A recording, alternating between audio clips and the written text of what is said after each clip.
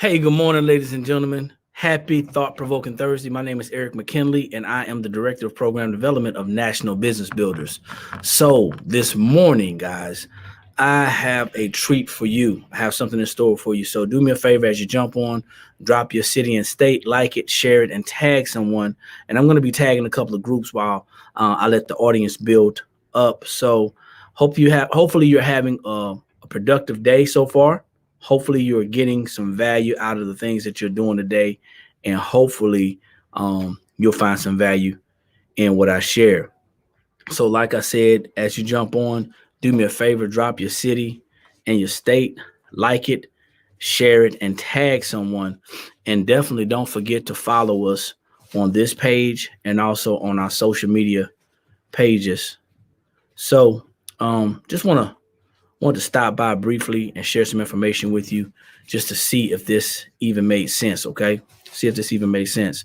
So I think I'm gonna see if I can go live on a couple of more platforms. I got my phone right here, so give me 1 second and see if I can go live on my IG, on my business page. Okay, see what that's gonna do for us. All right. So once again, good morning. My name is Eric McKinley, and I'm the Director of Program Development of National Business Builders. And this morning, I want to share something with you because there's a lot of people out there who I don't want to say who are confused about their finances, but it's a lot of people that are not informed about their finances.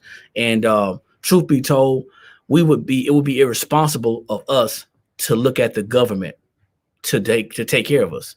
It would be irresponsible of us to um, to think that the government is going to take care of us. As a matter of fact, there's a lot of people out there who think that the government owes us. But even though a seed was planted in a certain way that we should be thinking, we should also remember that there's other ways to go about things. There's other ways to think about it. So good morning, Lorraine. Thanks for jumping on, Billionaire, out of Baton Rouge, Louisiana. So, hey, listen, I'm going to go ahead and get started because I don't want to waste your time.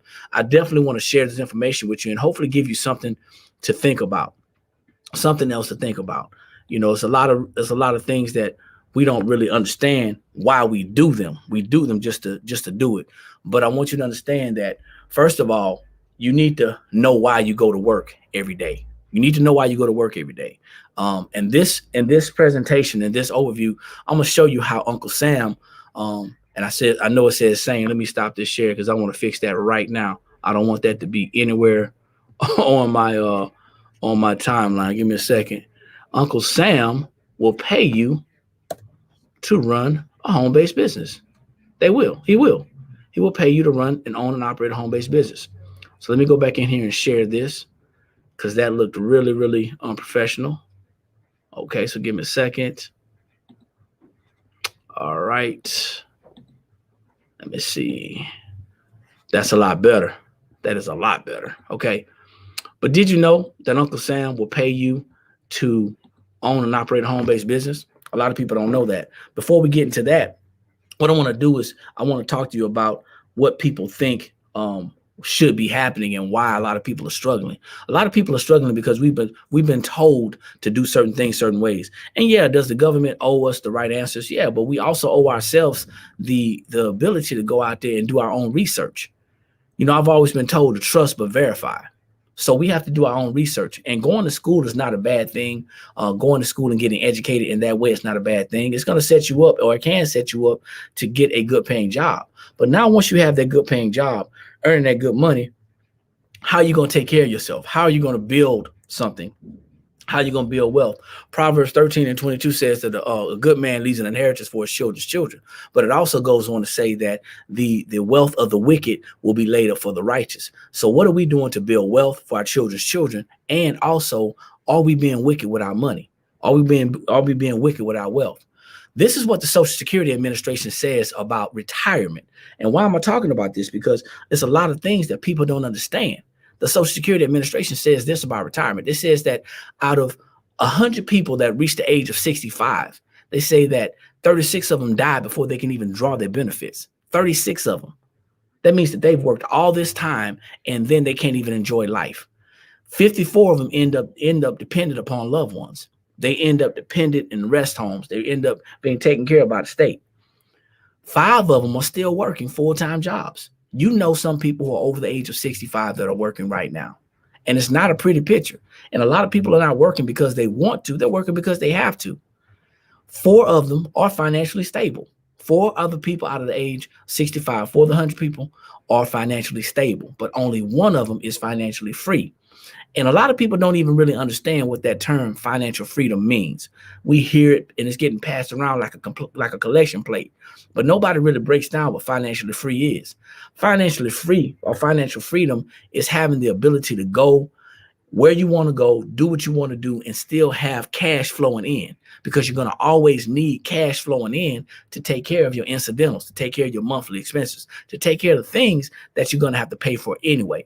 So I see a lot of people out there on different platforms like, Facebook. I see them on Instagram. I see them on this new kick on TikTok and also on Clubhouse. And they're talking about how you can make money. They're talking about how you can just make all this money and do all these things. But nobody is talking about financial freedom. Nobody's talking about the definition of financial freedom or any type of financial education.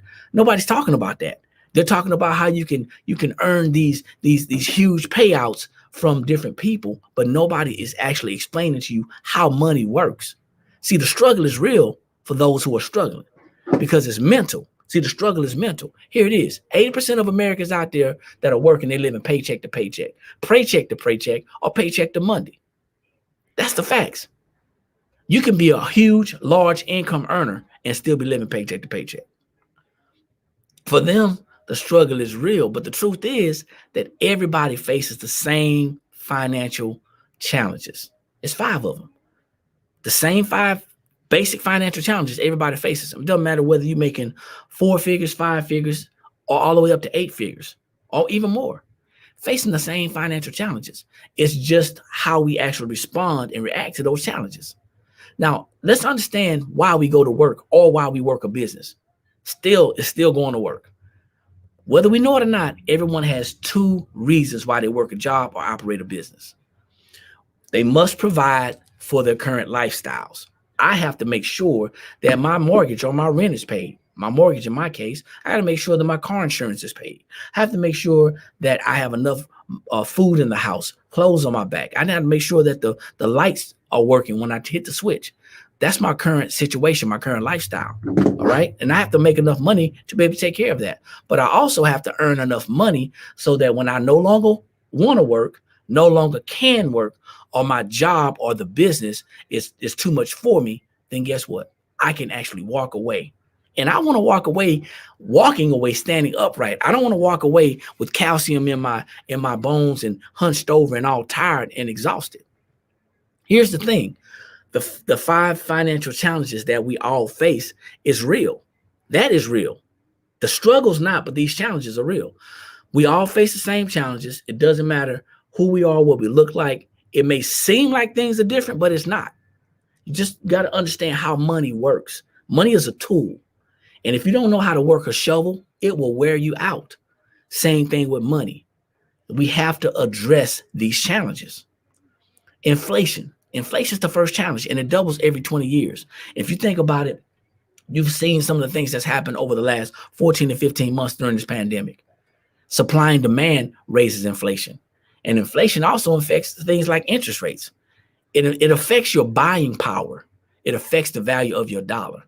If you don't know how to combat this, your money's not going to be worth 2 pennies if you rub them together.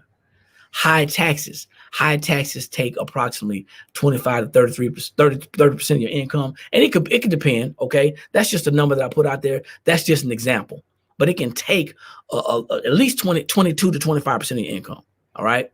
Don't look at the numbers. It takes a chunk of your money. Now, what happens when high taxes take your money? It leaves you naked. It leaves you missing income. Remember, you're going to work, and then you're getting taxed. And you're talking about federal, you're talking about state, you're talking about Social Security and Medicaid. So that Social Security taxes, you may not even see them. That state and that federal, guess what? If you don't have a strategy to legally lower those taxes, that's money gone. And by the time you get it back, inflation has already affected that money. Debt. Debt is brought about by high taxes. And we're losing about a third of our money because we're servicing high debt. See, the person that actually said, you know what, I deserve this nice car.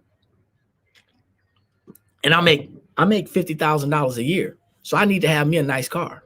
But the car that I want costs $30,000 a year. I mean, $30,000, excuse me. Now you do the math. A $50,000 a year income minus, let's say, a third of your money in taxes. That leaves you with about $34,000 to $36,000.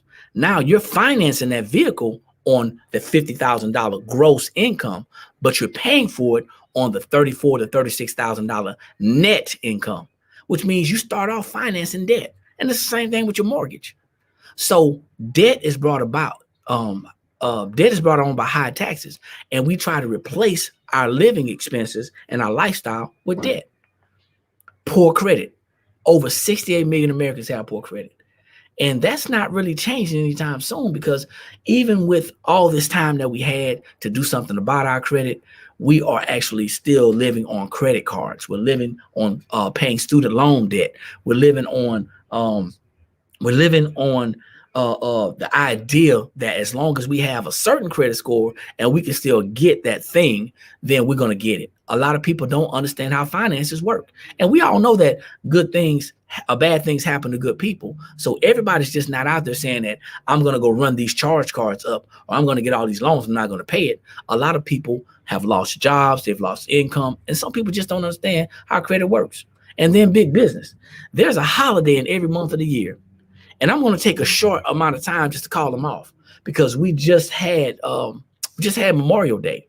Okay, the next holiday up is Father's Day. Then you have the 4th of July. Okay, some of these holidays I'm not going to be celebrating, but you have the 4th of July. You have kids are going back to school in August. You have Labor Day in September, Halloween in October.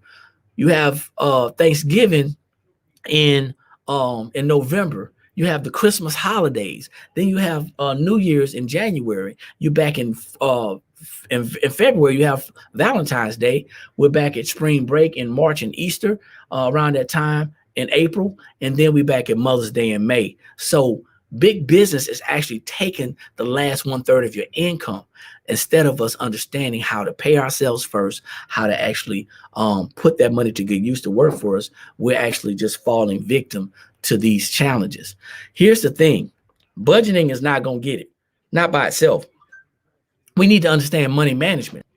Most people believe budgeting and spending less and cutting back in general is going to help their situation. They believe they need more income. And yeah, they're right. We need more income, but we also need more cash flowing into our households. Understand this. Cash flow, positive, is the amount of money that we have left over after all of our expenses are paid. Many people are cash flow negative, or they stay the same, and then eventually they start becoming cash flow negative. That means they have more month than they have money. They have more bills than they have money. Think about this. You get paid on the 7th.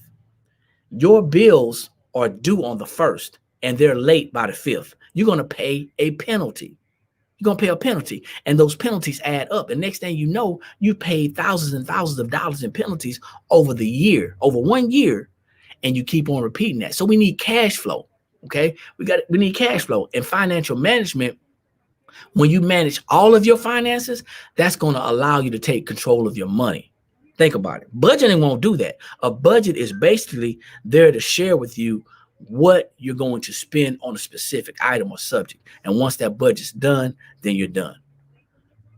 With a job, you need to consider this.